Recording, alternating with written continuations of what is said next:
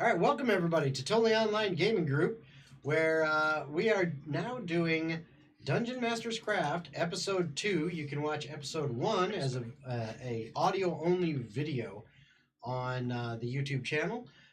But from this point on, when able, we will live stream and do Dungeon Master's Craft as a live stream. So we're glad you could join us for that.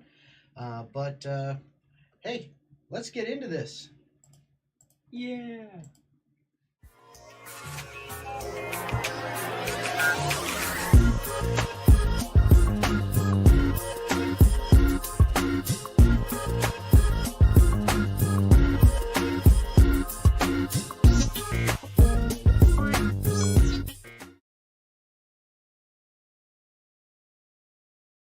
All right, we are back. So today we are going to be dealing with what, Zach? As you are the organizer and in charge of Dungeon Master's Craft, and I'm now just going to be sitting back here and running this. Yeah, just enjoy you and your little DM screen. I will.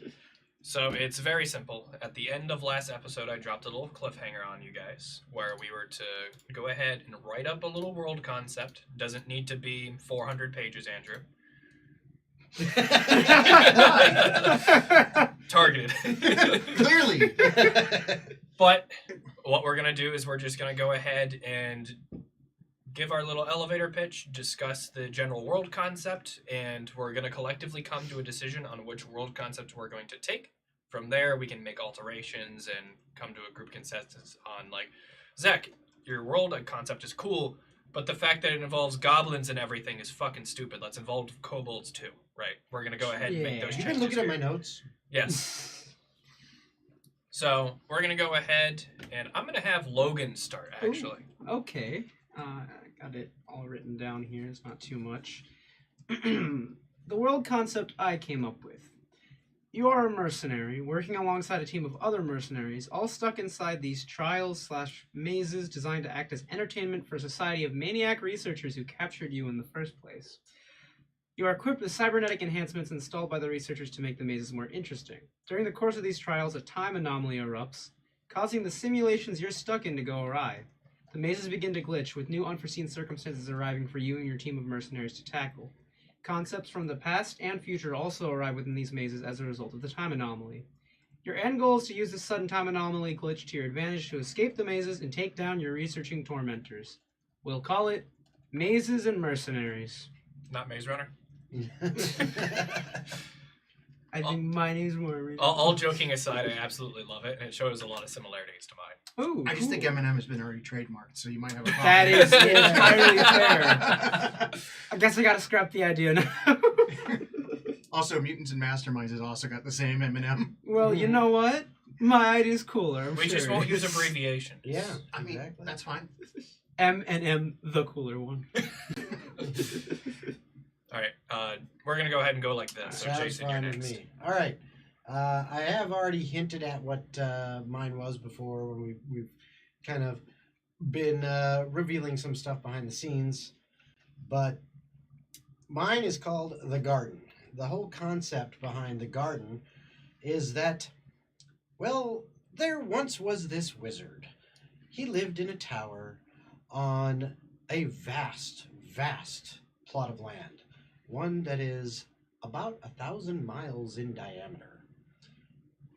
Well, lots and lots of people want to visit this wizard. So they go and they visit him, and they bug him for things, and he gets tired of it. So eventually he decides, you know what, I'm just going to build a wall around my entire property. So, using magic, because why lift a finger, he puts a giant wall around his property, about 6 foot high, made of stone. That doesn't stop people from coming to visit, and he gets more frustrated. So he starts delving into more powerful magics, and finally decides, you know what I'm going to do? I am just going to leave this place. So he decides to take him and his land and transfer it to its own pocket dimension. He's successful in this endeavor. However, right at the end, something goes horribly wrong, and the power source he was using explodes, which explodes the top of his tower and kills him. The only things left in this world are the plants, the small animals, and the insects. And, well, this magical wave of energy that came off of his exploding power source had a little mutating effect. So now, you, the players, are snails. Mutated snails that actually walk on 2 legs. Maybe slightly larger than they were before, but not too much, as, well, you could be different kinds of snails. And you are going through this giant world to you, dealing with things like, well, ants that, well, kind of like kobolds, if you will, or goblins. Birds that could be considered dragons to the standard folk, as well as giant beasts like the infamous squirrel, or the much feared giant red fox. And all of these creatures are also, for the most part, playable or sentient races, when the smaller ones are. But it is a world filled with odd magic, thanks to this magical energy of the explosion from the power source. And you can basically explore your world and do with what you will. So I can play a frog wizard? You could. The Frizzard. Mm-hmm. The You Frizzard. absolutely could. Getting really close to Throg. Just saying. Frog of Thunder. It's coming. There you go. All right, so I guess I'm the one veering in left field. Of course I am. Why are we surprised here? This is how it always works. So my concept is the Threads of Fate. Everybody thinks of the Threads of Fate as the Norns, or these 3 old crones and their little ball that tells everybody where things are going to go as they try to weave things in. No. You've got the wrong imagery. Let me correct that for you. See, in Threads of Fate, the world, or worlds, are broken, gone, lost into the void. And you and your collective, as you are now known, are the last remnants of these broken worlds. And the Threads of Fate are nothing more than trails left over that go into these broken places where you try to scavenge for your last bits of survival. Record keeping? Knowing about those old worlds? No. You need to survive. That's more important. So anything that still remains are the skills that you have passed on and the little bits of things you need to teach each other to actually manage this little bit of space you've managed to keep stable enough. It so happens that it rests in the center of the strands within our Threads of Fate. And individuals, brave or stupid, perhaps foolish, or just, thrill-seeking, will brave themselves across these threads into the broken worlds, which you can't know what you're going to encounter. They may be a garden indeed. You never know. Mm-hmm. It's possible. But nonetheless, you would have to go and scavenge what you can to try to rebuild a world that you all can survive in. Their time is long gone. Yours is still being written. The entire idea is nothing more than a survival game gone very magical, very mystical, and a lot of it lost in the sanity. Don't lose your minds, because if you do, you'll just become part of the Threads. I like that. Interesting. Very nice. I do have a sanity mechanic. Oh, nice. Ooh, having to write that will be fun. Mm-hmm. Because we'll be doing it on stream. Oh no! Alright. And obviously we're saving the best for last. My concept is now here. Oh, okay, yeah, that's fine. All right, everybody, close your stuff up. It's Yeah. fine. Yeah, just go home. Yeah, we're done. We're done. We're good. We're done. We might be. You never know. So, I too wanted to go ahead and build a survival, really gritty adventure. Oh, okay. And so, my general concept is that the races of men, so men, elves, dwarves, whatever, all the races that you want to be able to play as in the game, whatever, don't really matter. All of them were under the tyranny of dragons, the dragon lords, if you will. And in these clans, they were oppressed. They were basically slaves of dragons as inferior beings. They banded together and started a revolution against the dragons, and failed miserably in this endeavor. Viva la... Got it. Yep, viva la burn. Mhm. And so what the dragons decided is we don't really need them anyway. They clearly can't even take up space without revolting against us. We'll just lock them in this box. So they went to the best wizard they knew, and the wizard designed an artifact to entrap all of mankind into a single little box. And that is where the players will find themselves in, is a society that has 3 rules in place. No settlement may exceed 2,500 people. Do not attempt to leave through the giving hole. And nothing may be erected within 10 foot of this pedestal. Those are the only 3 rules that exist in the world that the people have come to know. It's been thousands of years, and you are trapped in what seems to be an endless maze. And you find yourself among the unlucky few that reach the age to be drafted to be kicked out or exiled, as no settlement can exceed 2,500 people, and very clearly the need to reproduce still exists.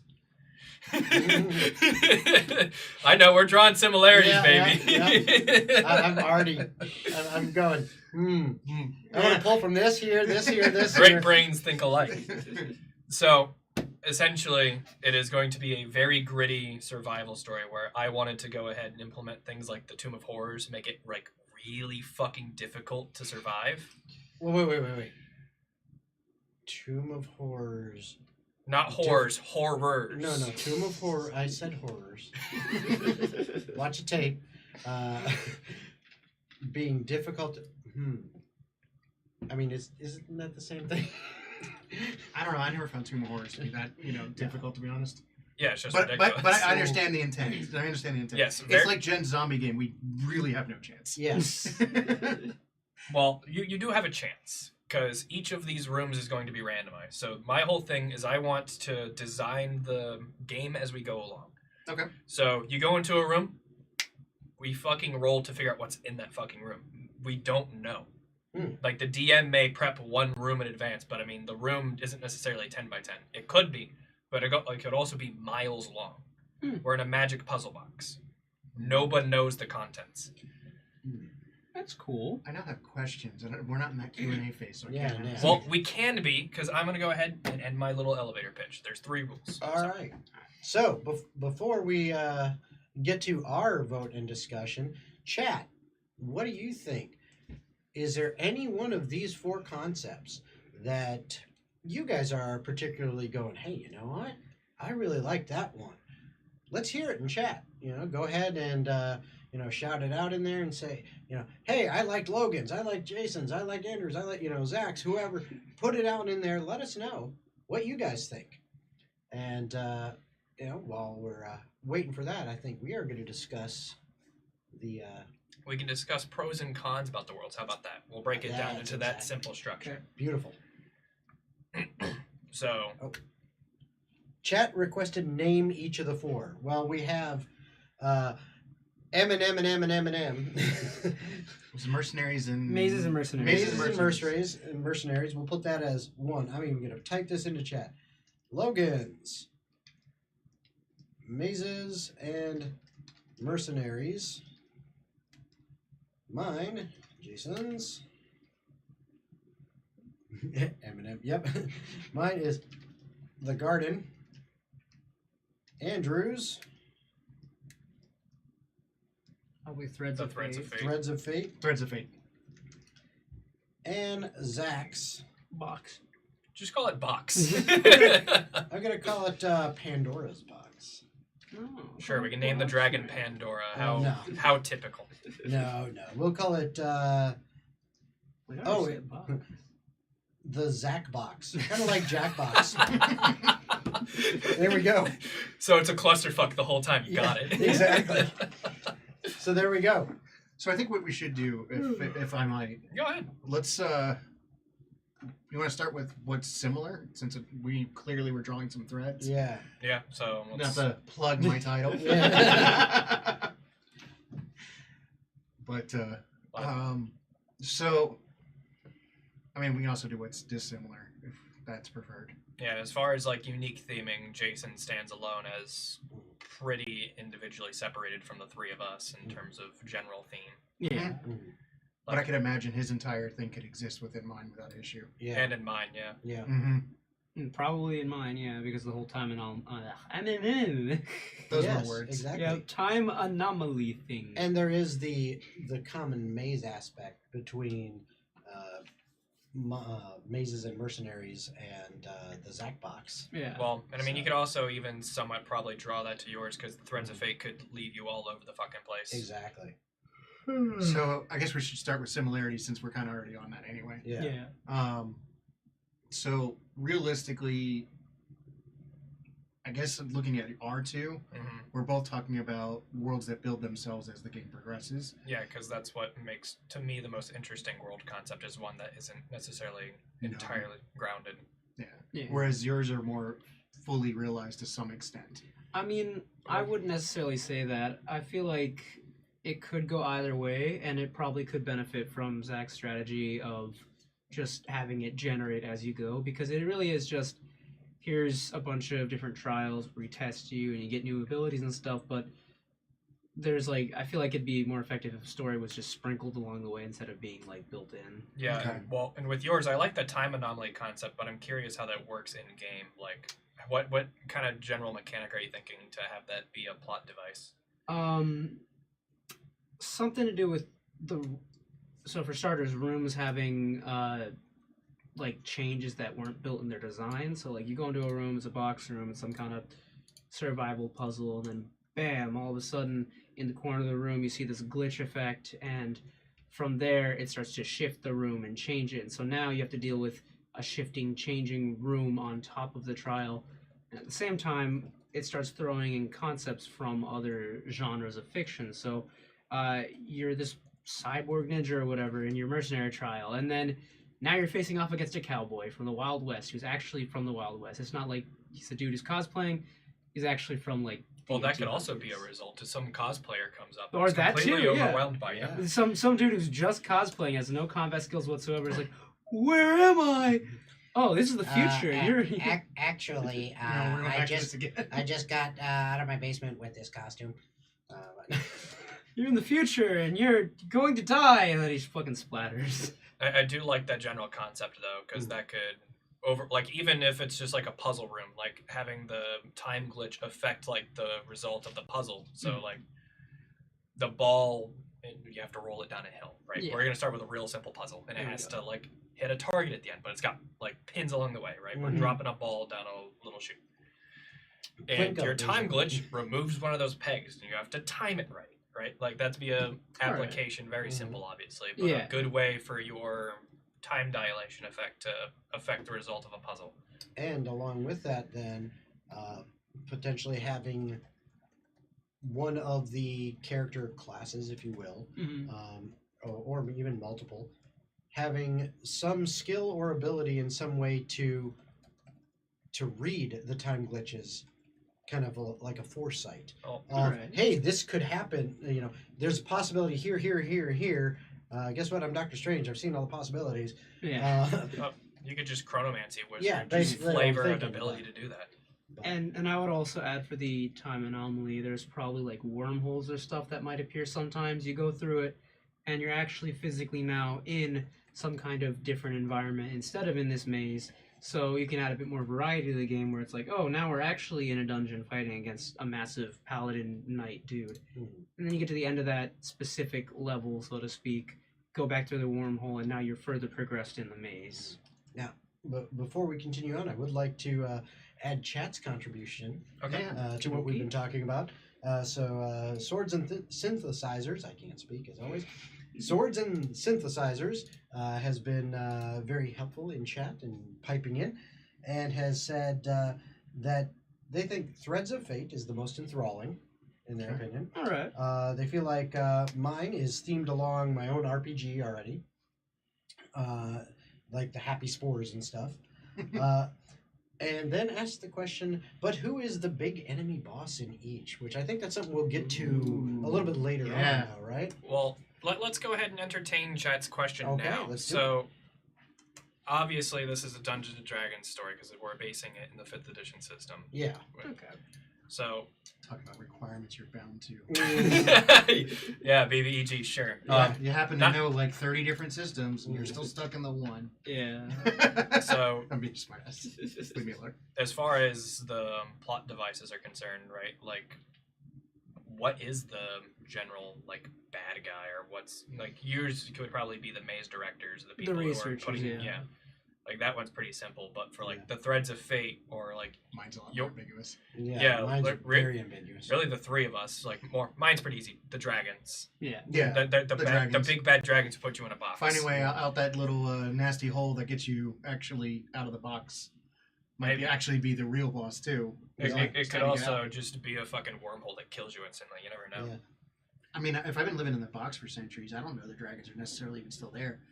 The box It, itself it could just the be a bad fucking guy. desert when you get out, and it's better in the box. Yeah. Yeah. Who knows? Just go right back in and be like, no. Let me back in. Let me back in. I believe there's a certain cave analogy about seeing shadows on the wall and then deciding to go out. Yeah. We're making a reverse argument here Yeah. right now. Nope. Enjoy the illusions. Going back to my shadows. So, I would say with mine, the kind of my concept is we're more world building. So when it comes to the big bad boss, so to speak, the way I looked at it is I'm building a world to play in. And, you know, you could make modules and stuff like that and all that, but it's up to the DM, the story they want to write with that world. However, if you want a big bad boss, I would say the big bad boss of mine is the fact that they are trapped in this one pocket dimension. There is no other outside world for them other than what's in there. You know, the player characters and everything. Now, for them, it's big because you're all little in comparison. So it's kind of a big world to explore. But, you know, the overall big bad boss could be something as simple as A snake. you're a snake, a hawk. the fox you mentioned. You know, the most biggest creature you've ever seen. You know, equivalent to a Tarrasque, except it's just a grizzly bear. You know? Or a Yeah. fucking house cat. A house cat. Yeah. Or it That'd could be more vicious than the bear. or it could be something as simple as time, because perhaps in time, the magic that brought this place into its own pocket dimension is failing and collapsing it in. And you need to shore that back up or find a way out. All right. Like finding a way out of the box, finding a way out of The maze, predicament in the maze, finding your way along these threads. Yeah, your box fucking exploded and is Yeah. all over the fucking place. You're trying to rebuild the box. Yeah. Yeah, so we're kind of on the opposite sides of that same coin, though. Mm. If I were to like talk about, I guess, the impetus. I don't want to call it a big bad. It's not. Just very call it eloquent. the antagonist of the story. Yeah. Yeah, I mean, I would argue the antagonist of the entire story would be the threads themselves, because the way the world I've imagined the concepts, right, is the threads are basically what's holding everything still together, which means everything is a construct of the threads. The reason I wanted to bring up that there's a mechanic called insanity is because this is where it's going to really be the mechanic that messes with creating the big bad, if you will. Mhm. The more insane you are on a scale of -5 to 5 is kind of how I was thinking, but we'll ignore mechanics for a moment. If you are more insane, the world becomes more malleable because you're capable of accepting whatever the threats put in front of you in these broken worlds, because they're just constructs of the whole system. Mhm. In that regard, I can basically, there's a wall here. No, there's not. And I just go through it because it doesn't exist to me. It may not be that simple, but it's nonetheless. Meanwhile, if I don't feel like I'm that crazy, like I'm accepting the things that are there, solidifying the ladder so I can climb up is a really big deal. You know, not to say that it didn't exist, but that makes the threads much more villainous in that regard, because now they're actively working for and against you, Mhm. and you're constantly in a tug of war as to whether or not your world is going to exist, and you have to make it exist while the threads are actively trying to destroy it. Yeah, a conceptual struggle. I'm curious though. The intent of this series largely is for like first-time dungeon masters to see the creative process here. Yeah. Mhm. And as far as world concepts go, I believe you two have very heavy concepts that require a lot of work up front. Yeah. I would partially agree and partially disagree. Well, in the Um, sense of having to write entirely new systems, or like for Jason's having to write like either reskinning or writing entirely new creatures. Exactly. Mhm. Yeah. That. So that's also something to is consider a for the DM process. Exactly. So you wouldn't have to reskin any creatures in D&D for this to work because you could pull from any mythos and still have them in those worlds. Yeah, like you could pull from the fucking Monster Hunter monster Exactly. book for yours, and that'd be Exactly. fine. A world could be just a city that happens to be in a module somewhere. A world could be a specific mythos that's in another book. Mhm. You And- could stumble in a Castle Ravenloft for all I care. Yes. It works fine. And before we move on from the topic, Go though, ahead. I would like to just quickly add, I think, interesting antagonistic force for this maze idea is it is the researchers, but the way they could interact with the maze rather is when they see the subjects start to, like understand how they could potentially escape with the time anomalies and all that. You could have the researchers, some of them like actively manipulating the maze and the trials while they're in there, or sending other people inside the simulation to hunt the players down. That'd be cool. I think that'd be pretty cool.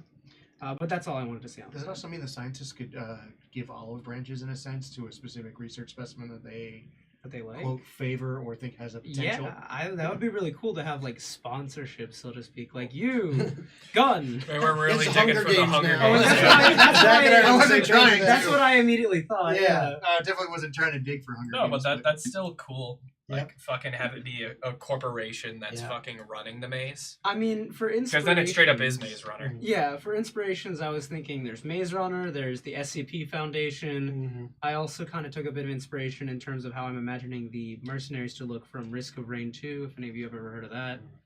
I'm just curious if you watched Umbrella Academy at this point. Yeah. I haven't, sadly. It's great. So Everyone keeps telling me to watch it. Yeah. the society with the time Mm-hmm. Mhm. has that value in there Yeah. too.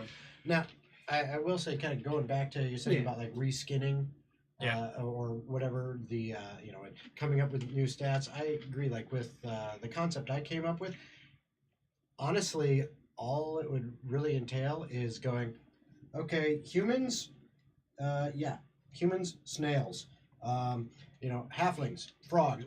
Just Elves, crickets. Yeah. exactly, just changing. It's just flavor. You're name changing. at You're that point. name changing things. That's about it. And then you say, okay, dragon, bald eagle. Okay, that's a freaking gold dragon right I mean, there. a rock is perfect for it. Yeah. Well, that's a little too big. Not really. In the grand scheme of things. But even so, it's like, all right, If there I'm a you go. cricket, a bald eagle's a rock to me. That's Yeah. for sure. Oh yeah, there you Yeah. go. No, I thought you were saying put a rock in there as a dragon. I was like, that's a little bit big compared to the. Yeah. No. Yeah, but yeah, it's just name changes more than anything, and then you can use the same stats and all that. So that I don't think that needs a ton of work on that end. But there is a certain hurdle in it depending on how you do it. Yeah. The potential, I think, for yours, because you can actually, for somebody that's new, right? Mhm. And Yeah, you're not 'cause you necessarily could doing it write, like we mini Yeah. adventures. do ours, right? Not that it's in a stream, but you're actually sitting at a table. Mhm. That also gives you the ability to create tiles, essentially. Mhm. So if you're Oh, into yeah. more physical mediums, you have the ability to basically like, oh, okay, so I went and made this thing because I wanted to, and it's this. Assuming you're into the miniature concepts, maybe you're more into war games versus, necessarily getting into or board games, and your group likes that idea.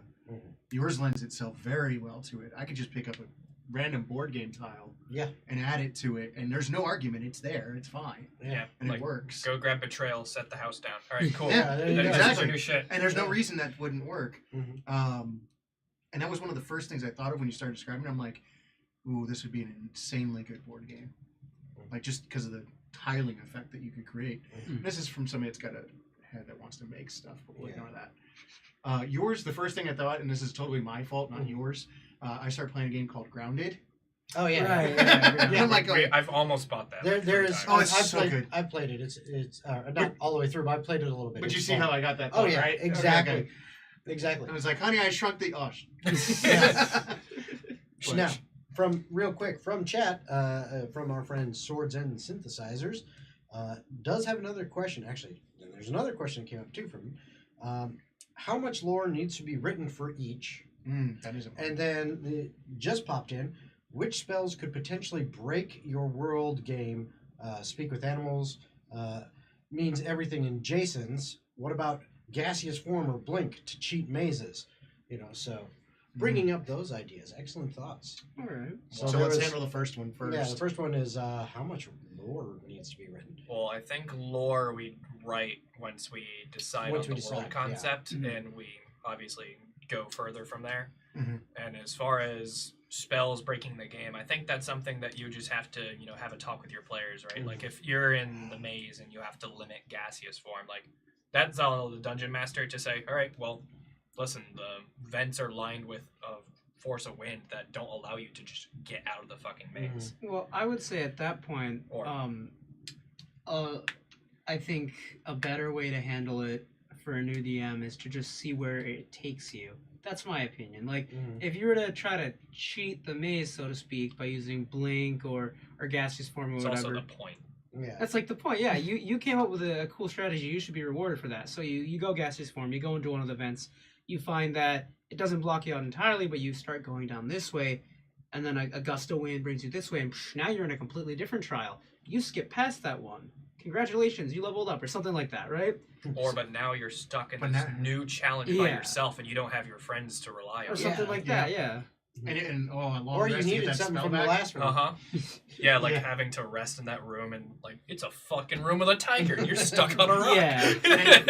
And then Jason's got a point if you do an escape room style. Like, oh, but you needed something that was in that other room to Yeah. unlock the puzzle here. Mhm.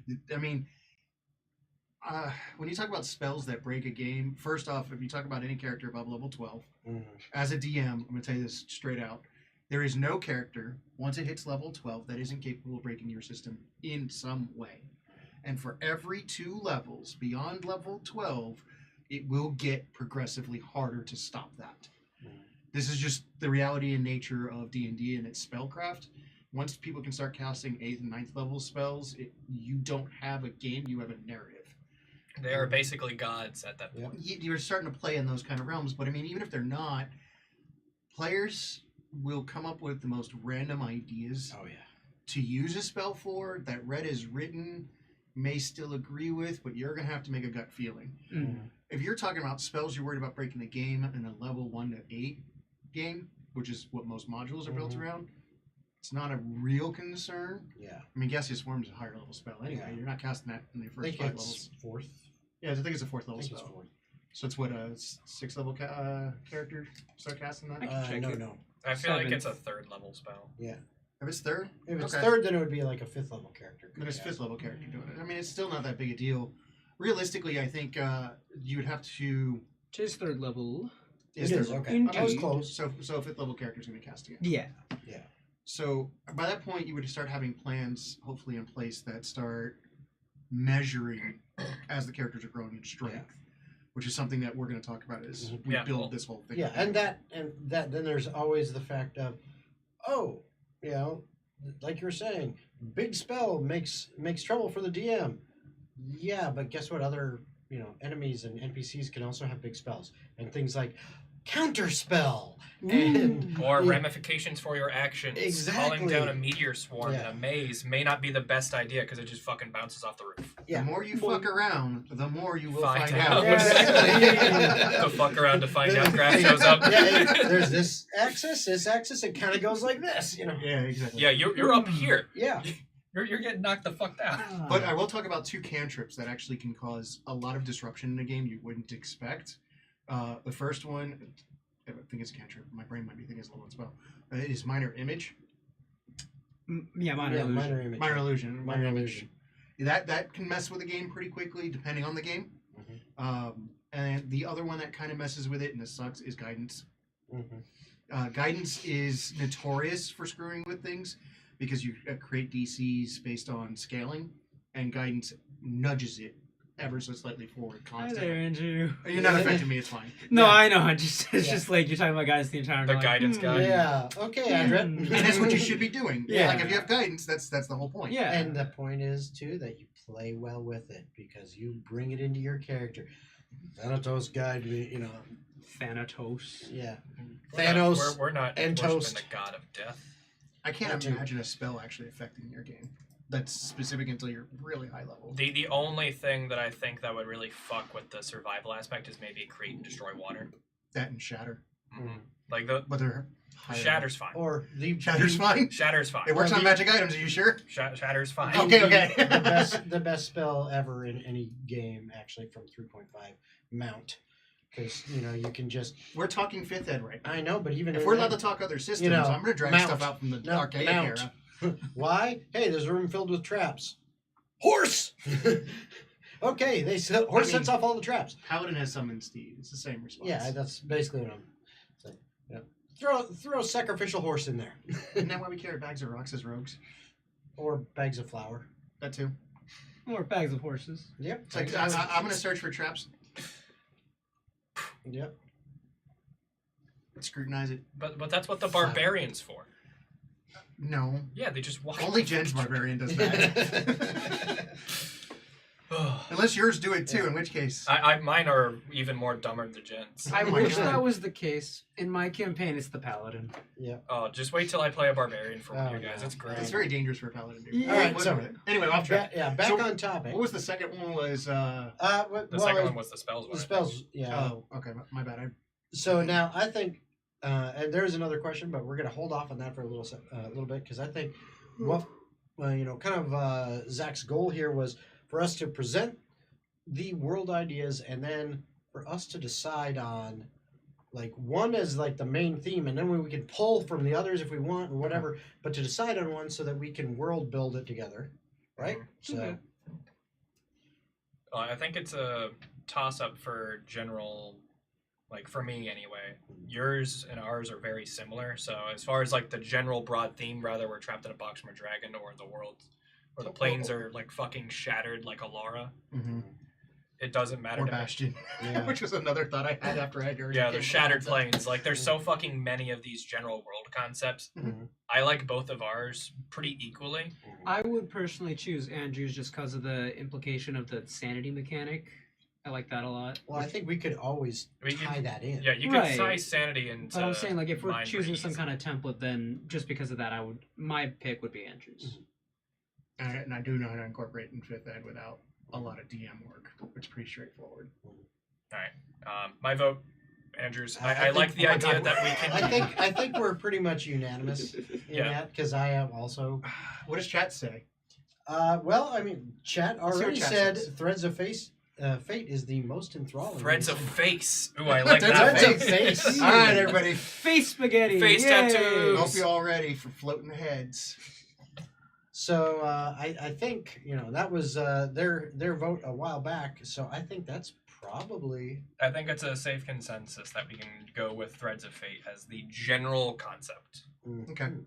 Okay. Now we did have one more question from Swords and Synthesizers. That's fine. What's your twist in the game? Mhm. And then they put spoiler alert.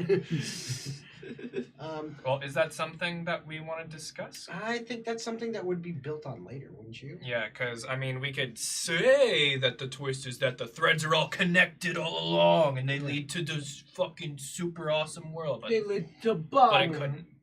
I mean, personally, if we're worried about a spoiler, do you want to know what the whole entire idea is to the players or for the DM? Because that's a big difference in question. Yeah, I'll it happily is. tell you what it should be for the players, in my opinion, Mhm. but I won't tell you what it should be for the DM yet, because that's something we should collectively Yeah. figure that out. Mhm. But for the player's sake, I would imagine the twist of things that would hopefully come to light relatively quick is that the world that they're in is not part of the threads. It's the outlier. It's why it can be stable and everything else can't be. There is no fate for its world yet. You haven't determined anything.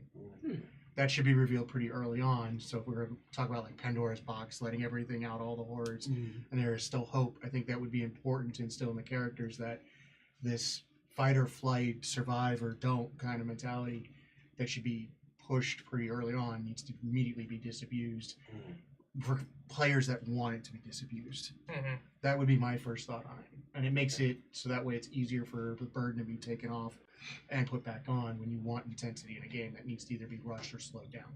Okay. That's what was my general thought for player side. All right. All right. Feel free to twist it up. That works for me. Yeah. Well, Well, so we've all basically decided Andrews, right? Yeah. yeah. Okay, so Threads of Fate it is. I wanted to bring something in for that, though. Go ahead. Since we've decided on that, Yep. I would like to take Logan's concept of wormholes and time issues. Okay. And see if we can import that in there, because I even put in just this note that I wrote down, is that the threads themselves, okay, can create wormholes and time effects, but it kind of depends on your sanity mechanic and how that works. Because what I was envisioning is, okay, here's this thread. Well, that thread could, physically stretch from here to here. Oh, well, guess what? Eventually it's got an end on, one end, and then it's got ends. Well, guess what? Wormhole. You could enter here and boop, you're over here. A wormhole. No reason for that. Yeah, it'd be a way to theme the threads themselves as wormholes, and that could be a way of like explaining it. Yeah. Because I mean, the whole idea is that the threads lead from one event to another, right?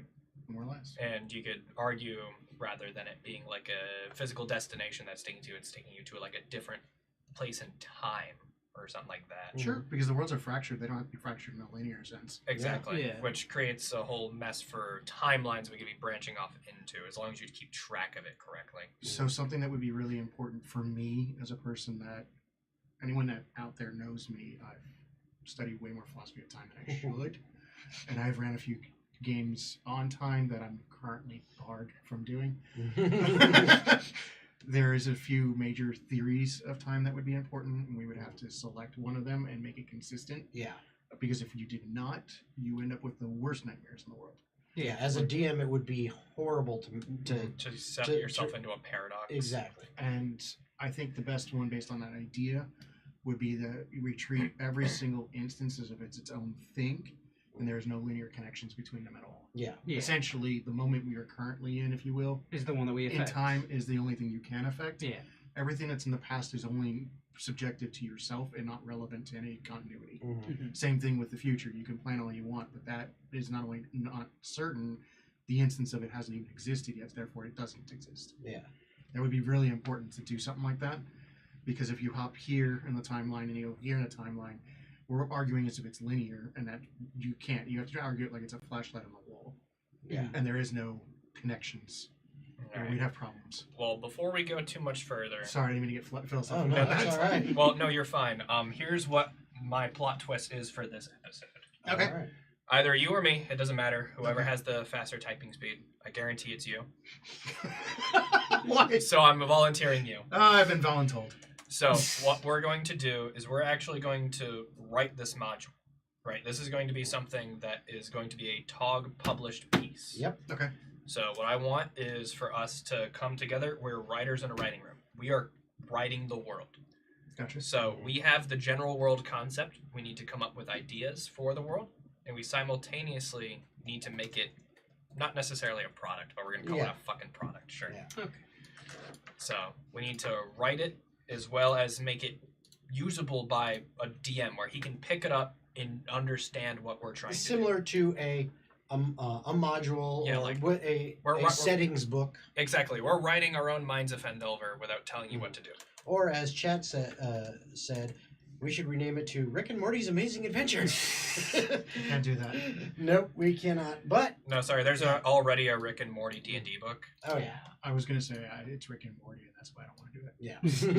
If that, Yeah, if that we- loses me some favor points, I accept. No. We invite people by doing that. Yes. I don't care if we invite people. I'm just Nope, not this a is fan an of it. exclusive fan club No. for the 5 of us. Yeah. You had to include the dog. I didn't Oh call the yeah. dog. Oh, Clarence. You should. I wish I would stop for a second. I'm like, dog. This is where that one guy in chat thought he was special. Oh, That's harsh. That's harsh. what are you doing, Zach? You are swords and synthesizers. Our audience is You always are. important. You shut your dirty whorish mouth. Love you, The swords. only and one not synthesizers. important here is you, Zach. Oh. Now to go scream into the eternal void that is your magic box. Oh, Yes. good fuck God. The Zach box. Oh, Shh. I did write it in here as that box. All right. So that's alright, I like it. threads of fate. Cap.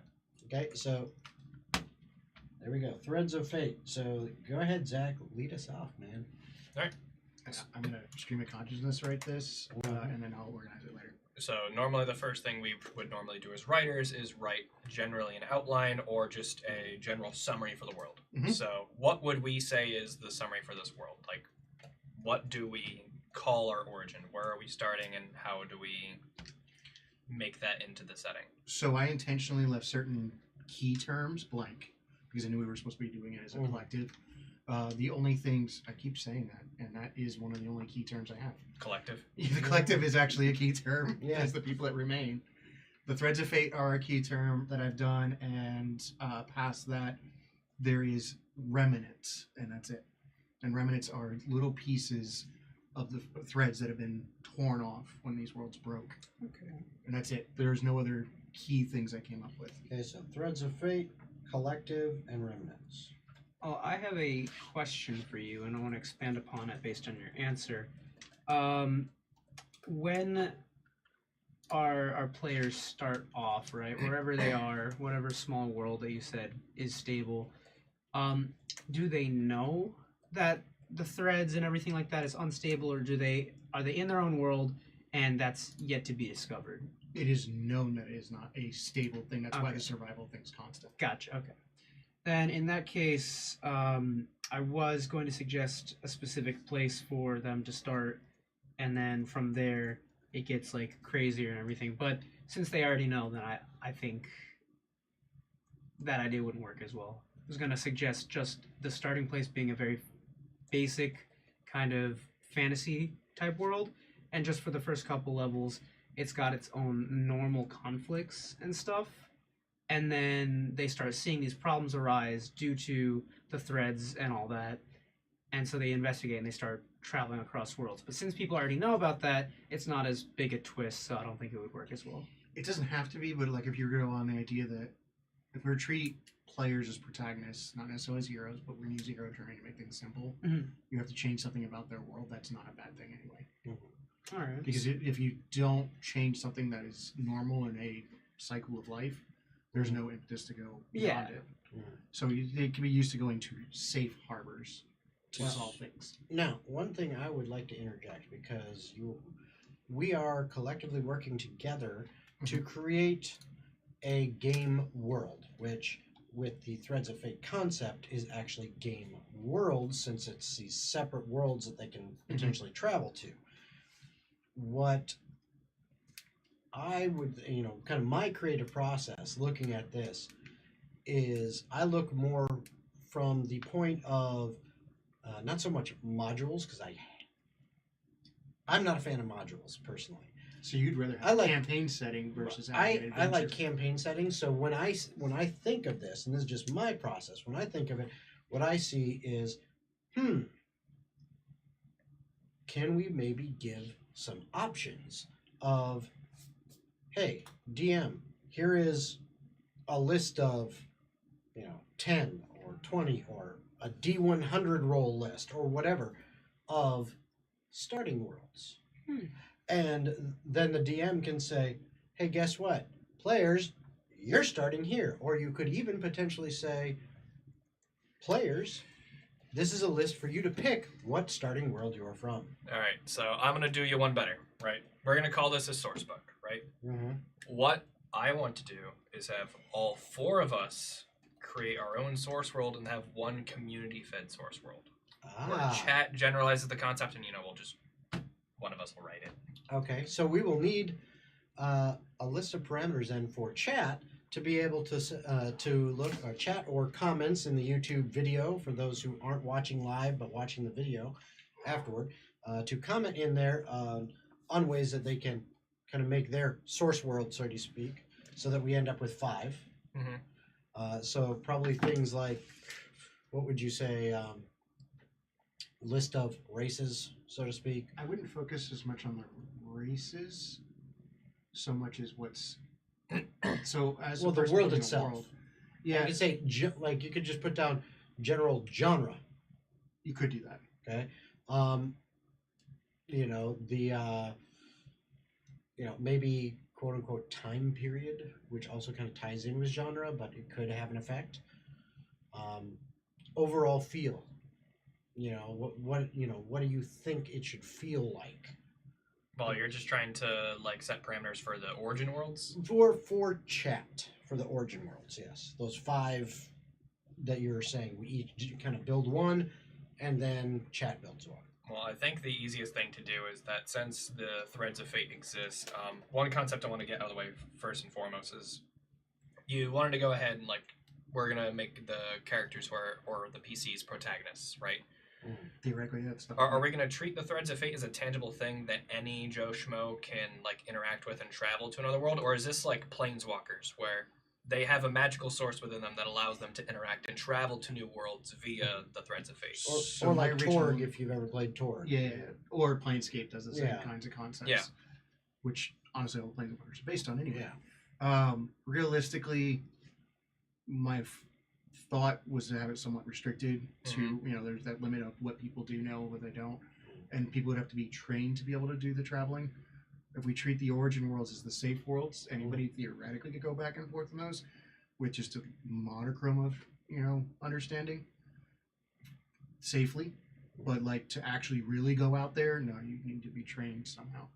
Okay. We can create whatever that impetus is. If there's an object that has to be bequeathed, or some natural inheritance to them, such as a spark, or some sort of spell they need to know. Maybe we treat planar gate as something that's a physical location, and it has maybe binds to somewhere. We could fucking I.e. just go ahead and Stargate. say thank you. Stargate. Where, we could do however you want to. It wouldn't matter because I didn't formalize that. I was thinking more on broad strokes and less on details because I thought the concept was we build those in. Yeah. Well, I also kind of think that the way that the characters go about traveling, I think, could be left up to the fundamentals of the origin world. Mhm. So, like, if I wanted to say downtown Winter Garden, right, is the section in which place the origin world exists, right? We'll just call it like outside of Orlando area. Yeah. Right, and it's you have all your modern day equipment minus like characters like can't bring heavy sets of equipment, so like guns for whatever reason don't make their way through the Yeah.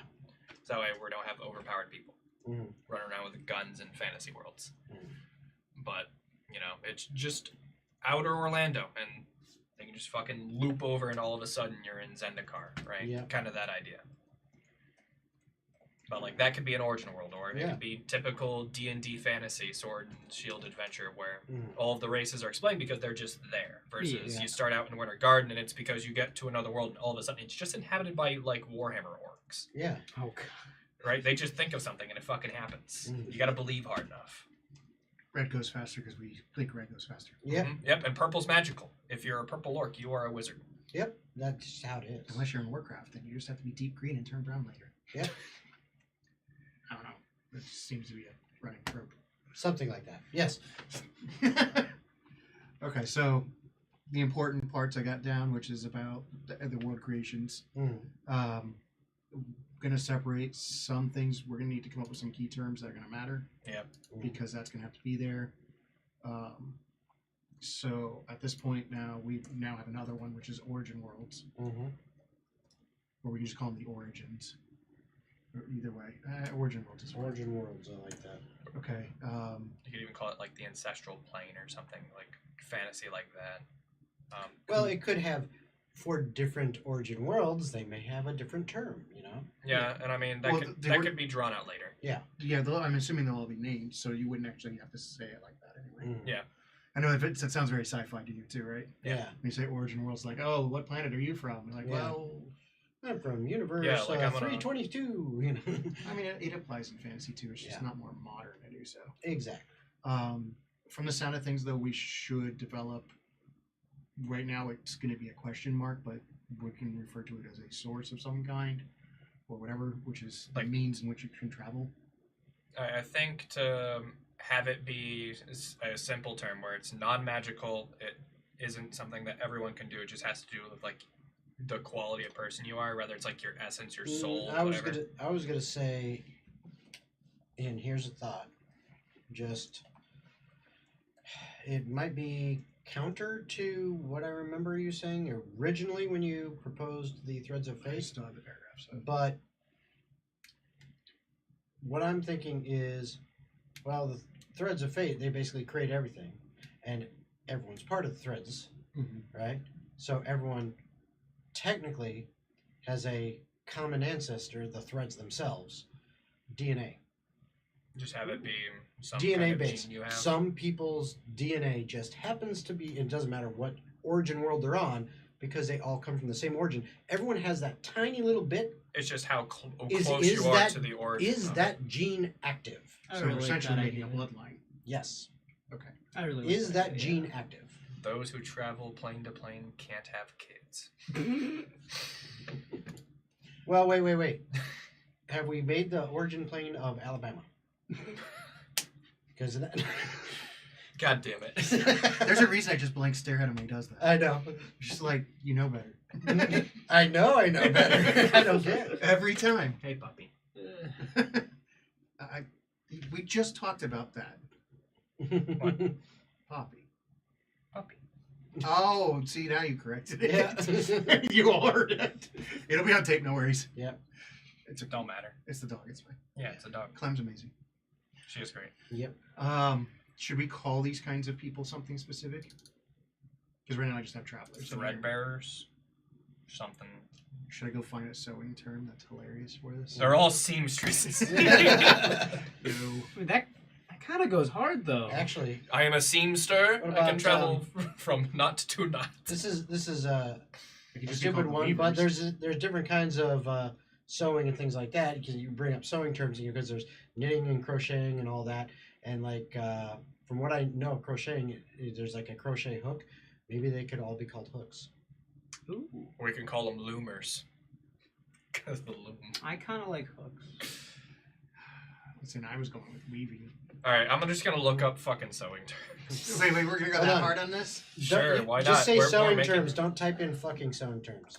Oh, okay.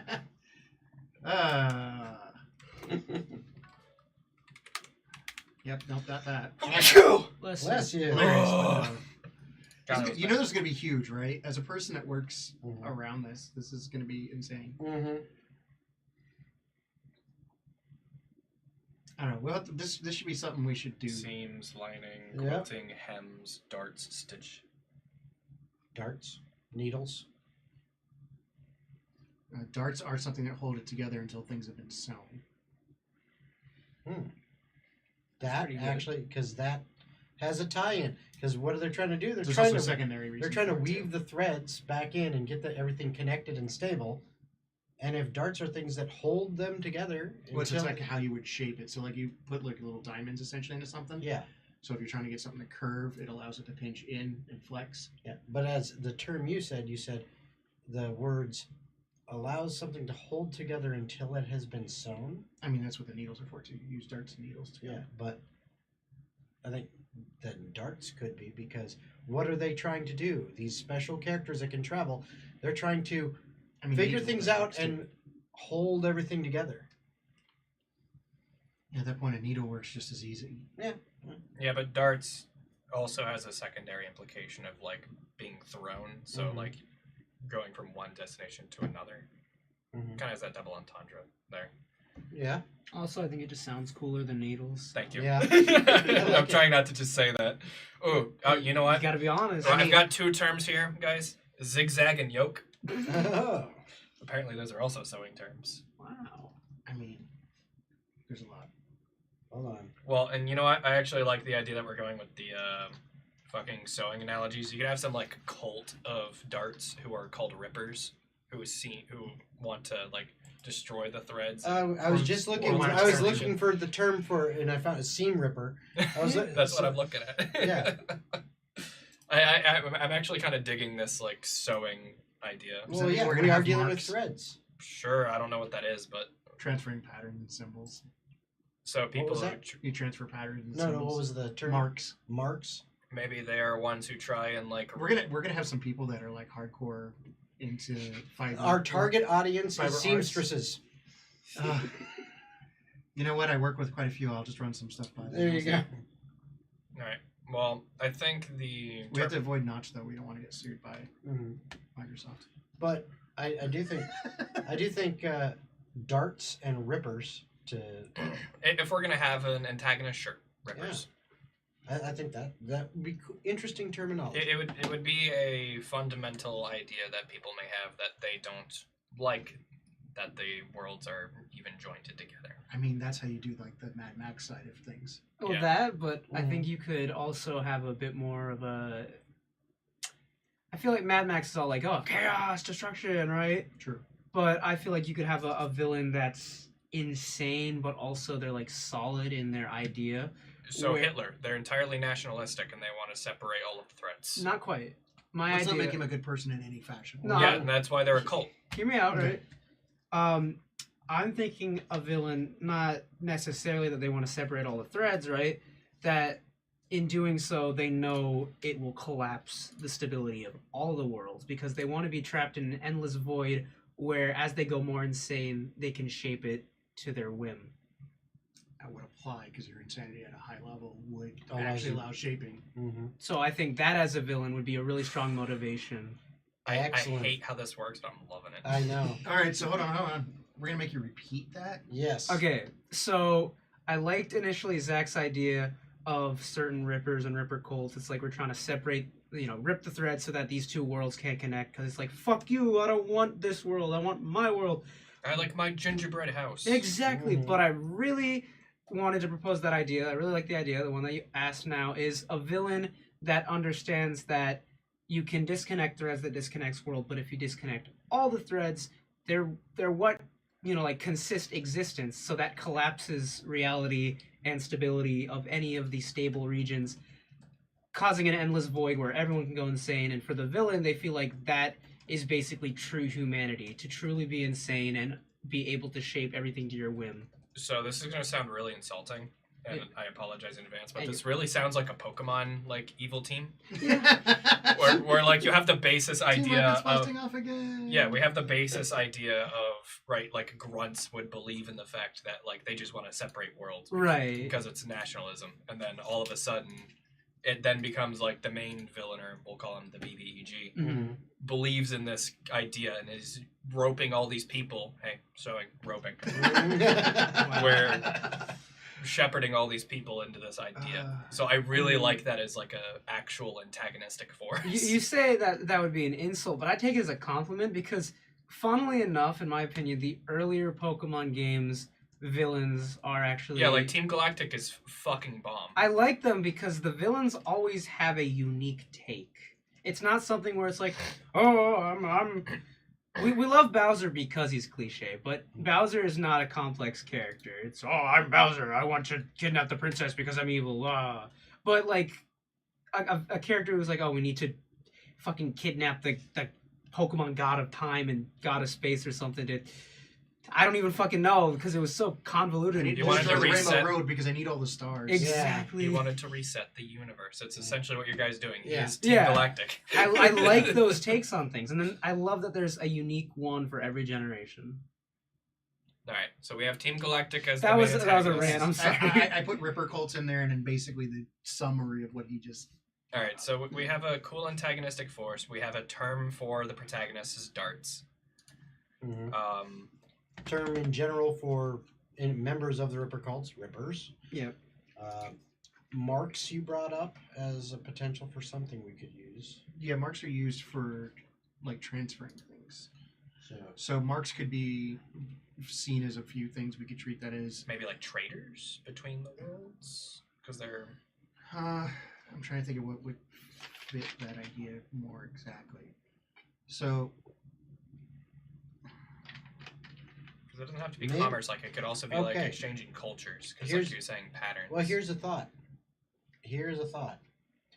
Okay. In general, one of the things we said that maybe we said or at least I came with the idea that like genes or the bloodline is, determines who can travel and who can't. Well, either maybe we call that, instead of calling it genes or bloodline, we call it's marks. You are marked and therefore you can travel. Or it could be another approach to it is that it's still genes, and maybe it needs its own term, maybe it doesn't, but still genes or bloodline or whatever that determine it. But those that are powerful enough and have that trait, they can bring others with them by transferring their energy for a single jump, if you will, I mean, one at a time. at that point, we could just go ahead and say that darts are more powerful marks. Because, like, they can take someone and fucking eat them to another Exactly. universe. but I mean, the idea behind a mark, when you make marks, it's about being able to take a specific pattern and replicate it. Well, that's So your idea of a merchant's a little Okay, closer. then maybe I like the merchant. Maybe marks are also people who possess a unique ability to help stabilize their general world. but cannot travel Wait, themselves. wait, why don't we just call the remnants marks instead of calling them remnants? Because Like the worlds themselves. if it's transferring the pattern, you're basically going to get what remains of that world's design. Oh. All right. I also And want plus, to. then it makes it sense if you get Yeah. a mark as a quest. Yeah. What's your mark? Oh, I'm going to get this. Okay. Mhm.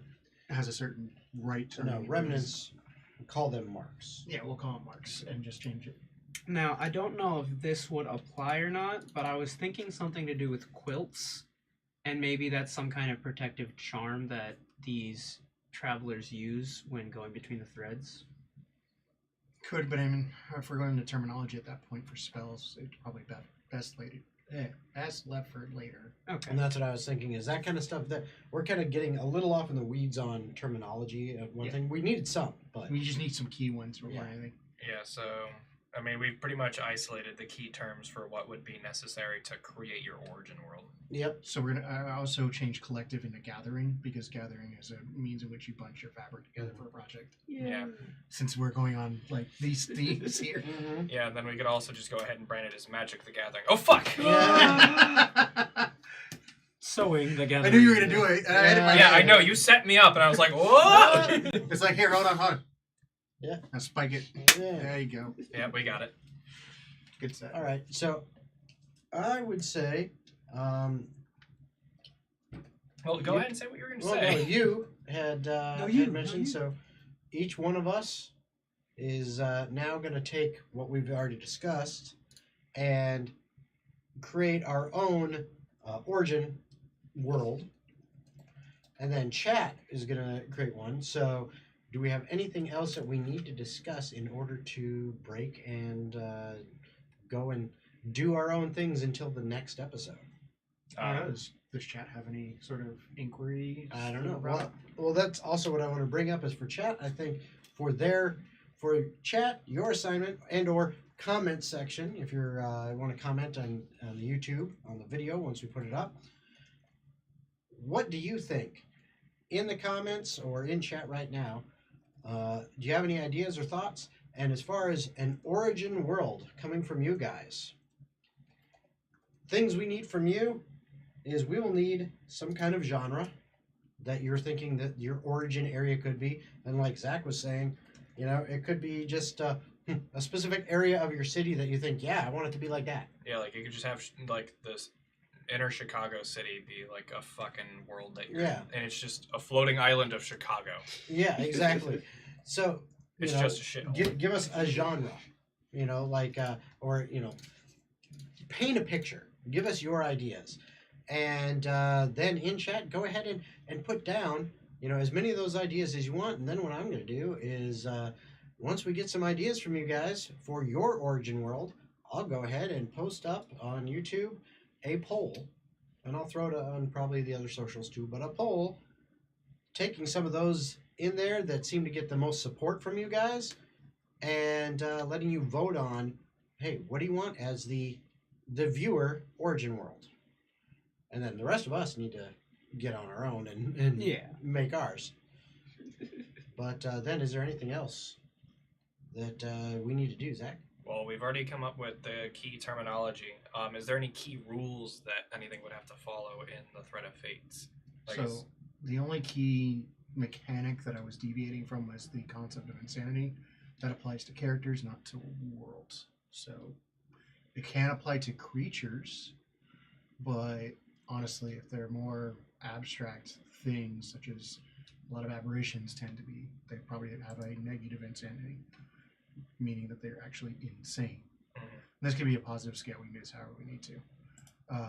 But nonetheless, they would be more of the insane style creatures, whereas a bear might be quite sane, considering it's something you would expect to find.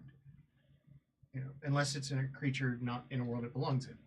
If I go out in a wilderness, and out in that wilderness there's no stretch of any marks of any society that's ever existed, the very idea of a mechanical something showing up that looks nothing like an animal would be quite insane.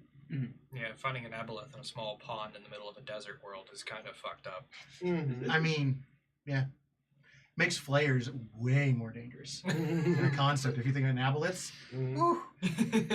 actually, I would probably also then at that point say psionic characters would not be something that you should allow played in this kind of world because they would be able to break it. So going back to the chats earlier, Yeah, about breaking it. yeah, psionics actually sounds- might just mess this up. So, like, no enchantment wizards? No, just like actual no, like psionics. actual psionics. Oh. But then again, we're basing it off of 5th edition rules. Currently, no real psionics in there yet. Yeah. I mean, There's some things that do psychic things. Yeah, but like- well, it there's doesn't psychic really damage, apply. but there's no psionics like we have in Yeah. like 3.5 or anything like that. Yeah. That's got crazy stuff. But my point would be, don't recreate that. Yeah. So, yeah, I think that would be it. So, give us a genre, an idea, blah, blah. Remember, kind of within the D&D 5th edition rule sets, like basic rules of how things run. But give us an idea, chat, / viewers, for your origin world. Rest of us will do our work. And anything else before we go? No, the only thing is next episode is going to be a mechanical episode, so it's going to be us discussing, right, like the insanity mechanic, right, races, stuff like that, things that we're going to allow. Yeah. All right. Excellent. All right. In that case, I think we're all done here for today. So thank you guys so much for joining us. We hope you enjoyed the discussion, and we hope to hear your input for the viewer origin world before next time. Bye, everybody. See Bye-bye. ya.